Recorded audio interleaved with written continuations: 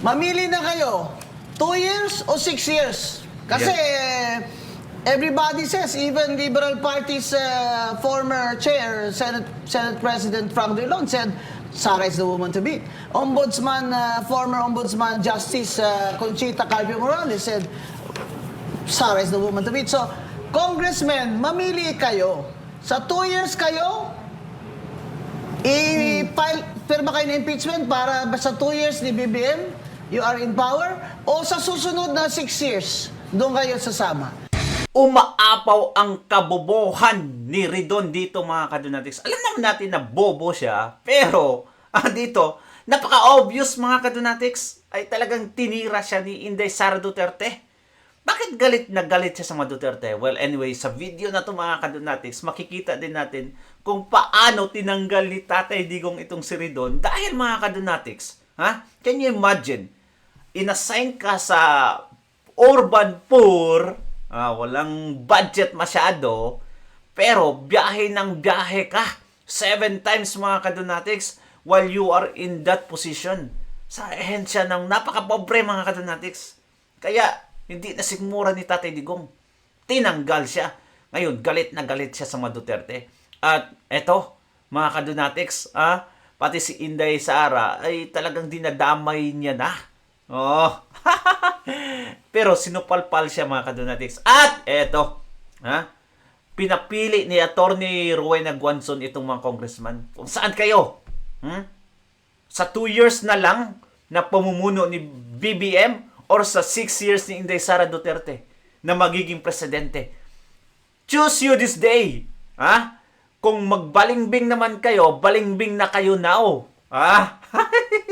Parang ganun, mga kadunatics Huwag nyo nang piliin yung 2 years kasi pagkatapos niyan, kawawa kayo kung doon pa rin kayo. Anyway, mga kadunatics, at napag-usapan nila yung utang ni Luistro. Can you imagine, mga kadunatics? Ang 1,000 na utang ng kapitbahay natin or kung sino, hindi natin makakalimutan, mga kadunatics. Kahit pa ilang taong nakalipas, never at never natin niya makalimutan. 8 million pa kaya dininay? 8 million pa kaya? At eto, mga kadunatics, panoorin natin yung video. Si Ridon. Comparison between the original SALN at 2008 and the current SALN at 2024 constitutes unexplained wealth. So gusto ko ituro nila doon sa Ayun. listahan saan doon exactly ang unexplained. Para naman ako, maayos akong makasagot. Like say for example lang, sasabihin nila, itong property sa Matina, itong taon na ito at itong property na ito. Para ako masabi, saan galing yung pera na pinambili dyan? At para ko mapakita sa iyo yung mga dokumento. Hindi yung tira bahala na Unexplained wealth. unexplained wealth. Unexplained wealth. Hindi pwedeng ganun. Kung ano nang sasabihin mo, paninira lang yan. Today, Ayun, mga kadunatics, paninira talaga. Hindi lang paninira. Hatred, jealousy na, yan yun, mga kadunatics, combination na yan lahat. Ay, nako. Ito, yung pagtanggal kay Ridon, ayan. I fired the whole of the Commission of the Urban Poor. Si Rindon, yung chairperson, he was appointed September and he traveled about 7 times. And to think that the office is an urban poor agency, I simply cannot accept. Ayan. The comparison totoo nga. Parang si Koke, sabi ng kadunatics natin dito, mga kadunatics, bakit yung ulo ni Ridon parang nakapatok lang sa katawan? Si Koke nga, di ba? Kaya, eto yung mga kadunatics, dito nagsimula, punot dulo ng kanyang between the original hatred, SALN jealousy, at everything, lahat ng mga negative aspect, adjective, mga kadunatics, ay ginagamit para lang panagutin ang mga Duterte kuno sa kasalanan hindi naman nila nagawa. So, mga kadunatics, ngayon gusto niyang paimbestigahan yung Dolomite Beach kasi under kay Tatay Digong yan Pero, clear and simple. Very obvious, mga kadunatics. Explain mo kung saan yung unexplained wealth.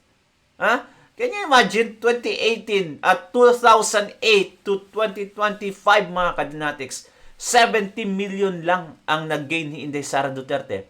together with Mans Carpio, ang kanyang asawa, 70 million mga kadonatics. As a politician, that is so small mga kadonatics. Tiny piece of cake. Diba? Ano yung nakatihaya si Inday Sara Duterte? Kahit nga nakatihaya mga kadonatics, may mga magigain pa rin yan sila sa asset nila. So, 70 million, tapos hindi mo kinestyon yung kay Romualdez na bilyones mga kadonatics from 2022 to 2025. Kay Kimbo, kay Saldico, at marami pang iba mga kadonatics na tumaas yung asset nila, yung SALN nila, from 2022 to 2025 mga kadonatics, umabot sa bilyones. Bakit doon kinestyon yung 70 million ng isang politician? Ay, nako. Well, anyway, eto, nagsalita na nga. Ito si Guanzon at si Malu Tikia at obvious, a very beautiful Katibinag. Panoorin natin ang tugon nila mga kadonatics sa issue ng pagbabalimbing at issue ng utang ni Luistro ang demonyeta ng Kongreso. Ito. Mamili na kayo, 2 years o 6 years? Kasi everybody says, even Liberal Party's former chair, Senate President Frank Drilon said, Sara is the woman to beat. Former Ombudsman Justice Conchita Carpio Morales said, Sara is the woman to beat. So, Congressmen, mamili kayo. Sa 2 years kayo, pirma kayo ng impeachment para sa 2 years ni BBM, you are in power, o sa susunod na 6 years, doon kayo sasama. Yung sa totoo lang, yung pagsagot niya yung sa utang, no? Na gusto naman daw bayaran, pero dahil utang? ganyan, Luis utang Tro. nila kay BP, doon sa law office. 8 million. Kay Mans Carpio. Oo. May utang siya doon sa rape case ng asawa niya. Oo, at di ba, inamin rin yung tinago niya. Ewan ko sa mga lawyers, kaya ako minsan yung mga kaibigan kong lawyers, tinatanong ko, talaga bang ethical yung mga pinaggagawa? At tapos ang sabi niya of late, babayaran naman daw. Dahil ilinabas, isa cybercrime. Si BP Inday. Paano isa sa Ayaw talaga magbayad, kaya gano'n. Diba? Bakit naman ang IDP? It's a challenge for you. Hindi mo ba pwedeng Discipline. IDP, motu proprio, iimbestigahan nyo na yun? Kasi admission yan eh. Oo. Na sinabi niya na tinago niyo yung asawa niya. And that was rape. That's a non-bailable offense. Bakit si Revilla na nag-deny siya na ginawa niya yan, pero nag-surrender siya? Oo. Di ba? Di ba? Bakit? Bakit si Robin Padilla, ilang taon sa kulungan? Yeah. Bakit yung asawa ni Luistro, kakaiba? Ayaw talaga. Kahit na yun ang batas na Bawal kulong ka talaga. muna Bawal. bago ka mag-motion for bail. Yan ang sa totoo lang talaga. Kaya nabuking siya dahil may utang pala siyang attorney's fees kay Attorney Mans Carpio na ayaw niyang bayaran. Aba, ang hirap naman ang singilin ng mga ito. Kakasuhan ka. Kakahiya. Ayaw ko na kliyente yan si Luistro. Diba? Nag-goosebumps si Gonzon no? Ay, nakakahiya talaga mga kadonatics. Can you imagine na may utang ka tapos we are talking 8 million sir mga kadonatics not just 1,000. Ayaw mong bayaran? Grabe naman.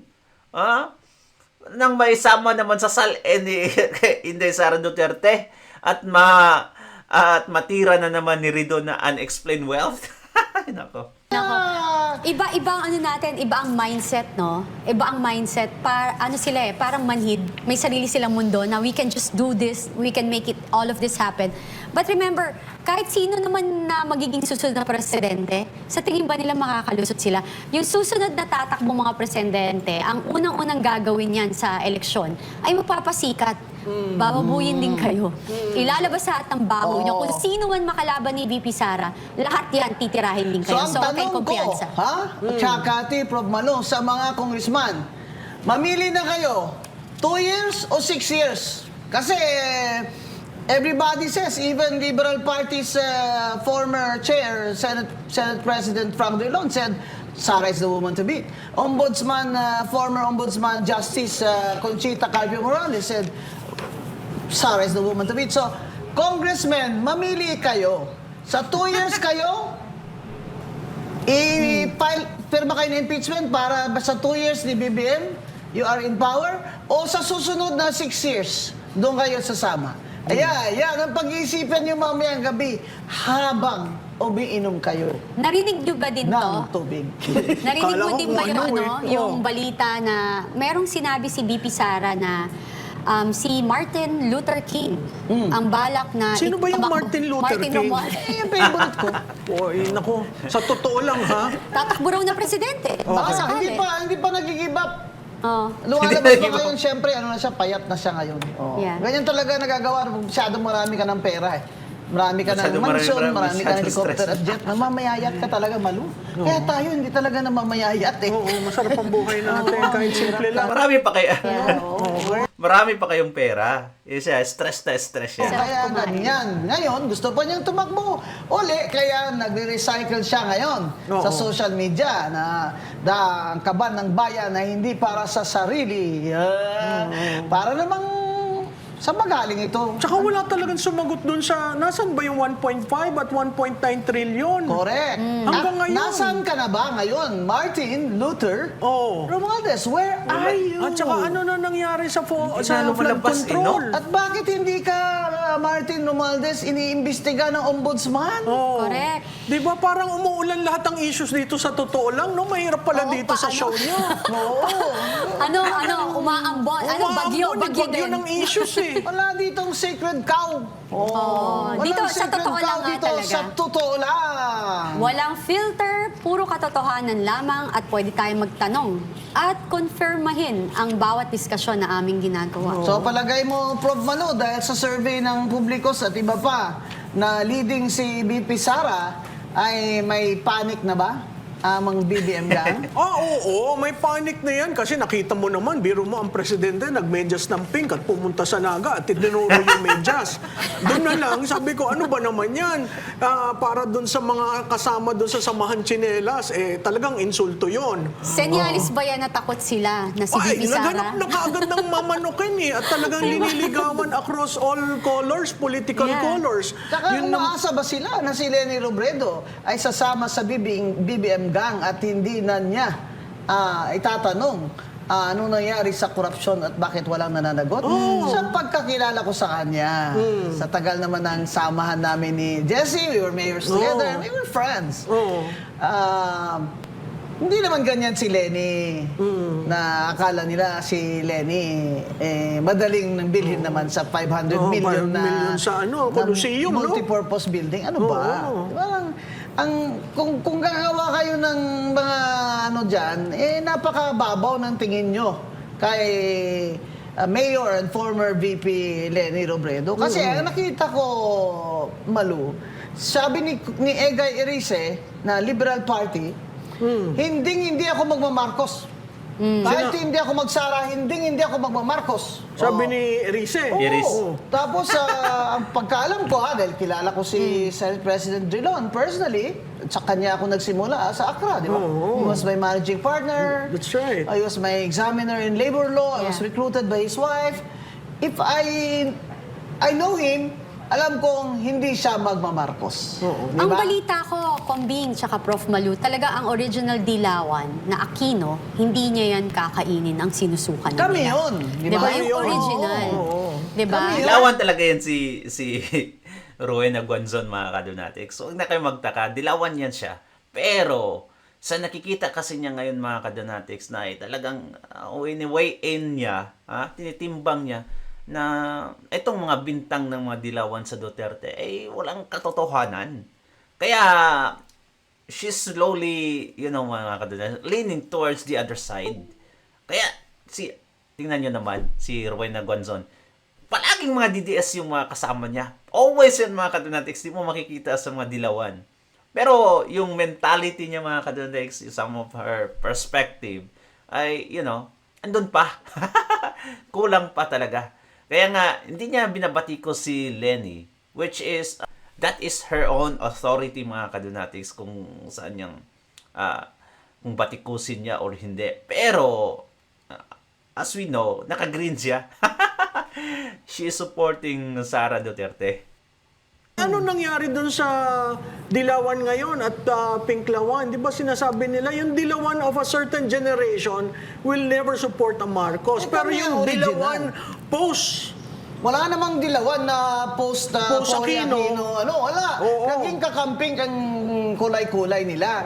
Eh kaso ang kakamping, may confusion kasi si Risa Ontiveros sumama doon sa slate, kaya ang sabi ng bayan, kakamping din sila. Hindi po kayo kakamping, kakampi kayo ni BBM. Naku, sa totoo lang ha, medyo maanghang ang mga pananalita dito sa show na ito. Kayo ni BBM. Mahihirapan yung susunod na guest sa inyo. Oo, ayaw na yata ng ibang maupo dito at Oo, ano daw Kasi talagang sa totoo lang yung talaga, parang pana na tumitira eh. No? Huwag nyo naman mga tao i-confuse kasi maraming kakampik na hindi talaga magmamarcos. Hindi, welcome din naman sila dito. Talaga may ganon? Oo, marami. Akala ko naman ayaw talaga, gustong-gusto nila si Marcos. Parang ano? Hindi kasi meron kasing Facebook, kaya yan na-confuse. May Facebook kasi na Lenny Nation. Oo. Na ang gumawa yata yung mga taga-Naga. Oo. Eh, nakalagay doon yung pinupuro nila si Sandro. Oo. Na sa birthday ni Sandro, Oo, happy birthday. yun, the next Ito si Sandro, president. kakaibang Next president, Marcos ito. Yes. Hindi nga siya kakaibang Marcos, kamukha niya si Charis eh. Kakaibang Ay, nako, future president daw si Sandro dun sa post nila kasi, di ba? Ewan Eh, ka dito kasi. ngayon, ang alam ko, may hidwaan sila kasi tarami din nag-object na bakit ganyan? Tapos nilagay nyo dyan sa Facebook na pangalan ni Lenny nandyan. So, mga bata, mag-isip kayo ng mabuti. Kailangan sa 2028, may reforma. Kung hindi nyo pananagutin si Marcos at ang Oo, kanyang dami, pananagutan. anong reforma ang ibang hinahanap nyo at sinasabi nyo? Kailangan Napaka-importante paruin nun. yan ng mga kakampi ni BBM. Kakampi. Kakampi. Hindi kakamping. Hindi Hindi, kakampi. dito mo rin Oo, kita mo makikita yan, sa po totoo lang.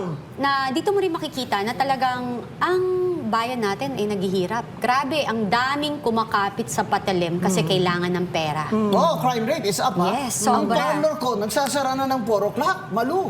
Kasi takot sa hold up. Grabe, Pag madilim na daw, ayan ang mga hold upper. Unlike before, hanggang 11 p.m. nakakalakad Sa ka. Tondo nga daw ang nagbebenta ng droga, 10-year-old. Mga bata, 10-14. Kasi nga naman, pag hinuli mo, hindi naman makukulong Oo, eh. that's right, So that's that's a very, sobrang talino ng mga hinayupa Alarming kayong mga drug dealers. Yung mga adik kayo, ha? Kasi ang leader nyo, nasa New York. Nakaka-nervous Nasa ko New dito York. mag-guest. Nasa New Pero York. talaga umaanghang ang batikusan nila. No? Sa totoo lang talaga, talagang pumupukaw ng atensyon ng bawat totoo manunood. At sana yung susunod na guest, medyo wag ho kayong nervyusin. Dahil ako ngayon, para naiihina ako sa mga pinag-uusapan namin dito. Kailangan po, ano lang, mabibigat na issue, pero magaan ang paraan, di ba? Higit sa lahat, Oo. ito ay- totoo lang. Di ba? Oo.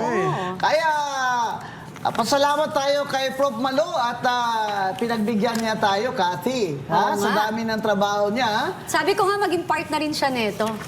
Oo, pero ninenervyos ako, kaya ngayon lang ho ako appear dito.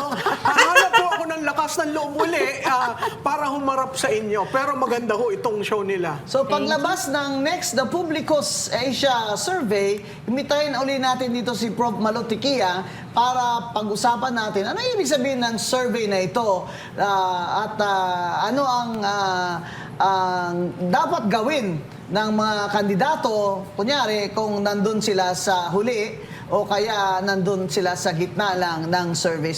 So, Malo, any parting words? Well, congratulations sa show nyo. Congratulations sa SMNI. Pagbutihin nyo kasi talagang kung ang objective nyo ay magdala ng pangamba sa puso ng mga naglilingkod, ay talaga kung sa totoo lang, ay kayo'y mapapaihi. No? Ngayon, kung ang inyong kagustuhan ay mabukaw ang atensyon ng mamamayan, mabuksan ang kanilang isip, maklaraduhan ang kanilang mga issues ng pang-araw-araw, dito po sa totoo lang, kayo ang number 1. Yon! Magaling din itong analyst na si si Malo Tiquia, mga kadonatics. I remember nung tinanong siya ni Abante patungkol sa difference between misinformation and misinformation and fake news ay talagang nga si Abantot mga kadonatics sa Kongreso. Pinapatawag sila doon. Ayun, grabe yung explanation niya mga kadonatics.